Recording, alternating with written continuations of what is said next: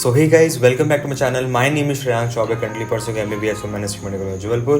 Hope आप सब लोग बढ़िया कर रहे होंगे, इन्जॉय कर रहे होंगे अपने टाइम को. तो ये एक वीडियो अपन लेके आए हैं डॉक्यूमेंट्स के ऊपर. डॉक्यूमेंट जो भी आपके अभी रजिस्ट्रेशन के प्रोसेस में लगेंगे जब इनिशियली काउंसलिंग स्टार्ट होगी. आप जानते हैं कि इस बार कॉमन काउंसलिंग नहीं होगा, नेक्स्ट ईयर से मे बी एप्लीकेबल होगा. अपन को अपडेट के लिए वेट करना पड़ेगा.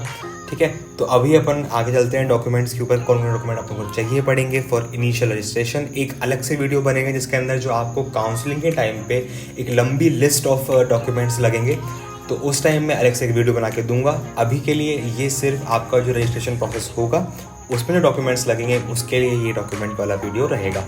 ठीक है, तो अपन चालू करते हैं. सबसे पहला डॉक्यूमेंट आता है अपने पास नीट का एडमिट कार्ड या फिर रजिस्ट्रेशन स्लिप, है ना. एडमिट कार्ड जो भी आप एनरोल करते हैं, जब आप नीट का फॉर्म भरते हैं तब आपको एक एडमिट कार्ड अलॉट होता है, तो आपके पास एडमिट कार्ड की एक कॉपी होनी चाहिए PDF फॉर्मेट के फॉर्म में.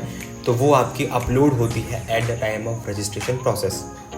ठीक है, कुछ इस टाइप का दिखता है. मैंने हर स्लाइड के बाद आपको एक एग्जांपल दे रखा है जिससे आपको जानने में आसानी होगी कि डॉक्यूमेंट किस टाइप का दिखता है. ठीक है, नेक्स्ट चलते हैं अपन 3 मार्कशीट 10th 11th 12th बहुत क्रूशियल्स हैं. और इम्पॉर्टेंट बात जो है वो 11th के लिए है. कई बार 11th की जो मार्कशीट पे काफ़ी बवाल हो जाता है. ओके, सो कई बच्चों की साइन नहीं होती है तो उनको वापस जाना पड़ता है. तो आप प्लीज़ अपनी 11th की मार्कशीट को अच्छे से अपने स्कूल से साइन करवा लीजिए. जो भी उसमें स्टैम्प या फिर सिग्नेचर होता है वो प्रॉपर रखिएगा, क्योंकि बाद में काउंसलिंग के टाइम पे ये प्रॉब्लम बन सकता है. ठीक है, तो ये 10th की है, ये 11th की है और ये 12th की मार्कशीट है. इस टाइप का जो होगा वहाँ स्टैम्प लगा रहता है. ठीक है, आगे चलते हैं अपन MP डोमिसाइल, इसको अपन बोलते हैं स्थानीय निवास प्रमाण पत्र, कि आप MP के रहने वाले हैं.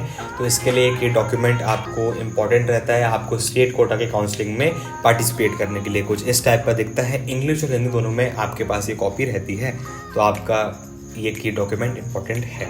ठीक है, कुछ इस टाइप का दिखता है. आगे चलते हैं. ये इंपॉर्टेंट डॉक्यूमेंट थोड़ा आपको मुझे एक्सप्लेन करना पड़ेगा. क्या होता है कि कुछ बच्चों के पास 2 या फिर 3 डोमिसाइल हो सकते हैं, कि कभी वो वहाँ रहे किसी और स्टेट में रह रहे हैं तो वहाँ डोमिसाइल बना दिया. तो ये एफिडेविट इंश्योर करता है कि आपने किसी और स्टेट के अंदर कोई भी काउंसलिंग में पार्टिसिपेट नहीं किया है. उनकी स्टेट काउंसलिंग में आपने कोई भी पार्टिसिपेट नहीं किया है, आपने सिर्फ MP की काउंसलिंग के अंदर पार्टिसिपेट किया है. इसलिए ये एक एफिडेविट आपको भर के देना पड़ता है कि आप किसी और स्टेट में काउंसलिंग स्टेट कोटा के लिए अप्लाई नहीं करेंगे यहाँ पे अप्लाई करने के बाद. तो ये एक इम्पॉर्टेंट डॉक्यूमेंट है, इसके बारे में भी आपको ध्यान रखना पड़ेगा. ओके, कुछ ये फॉर्मेट रहता है. ठीक है, आगे चलते हैं. कास्ट सर्टिफिकेट, आप OBC हैं, SC हैं, ST हैं, EWS कैटेगरी है.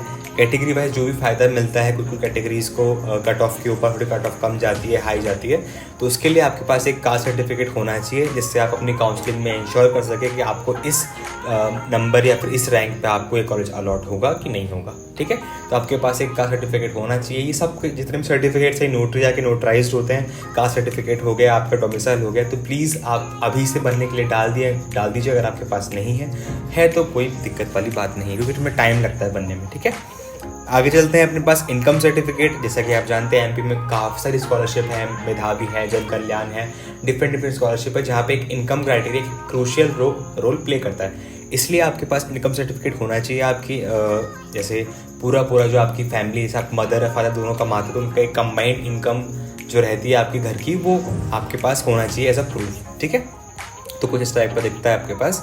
ठीक है, last but not the least जो अपने पास है कैंडिडेट क्लास सर्टिफिकेट. ओके, सो इसमें क्या होता है, जैसे कुछ लोग PWD कैटेगरी से लेते हैं, कुछ लोग सैनिक कोटा अप्लाई करते हैं, कुछ लोग अपने पास फ्रीडम फाइटर कोटा अप्लाई करते हैं. तो उनके लिए क्या होता है कि वहाँ पे उन्हें ये डॉक्यूमेंट शो करना पड़ता है, तभी वो उस कैटेगरी में अप्लाई कर सकते हैं.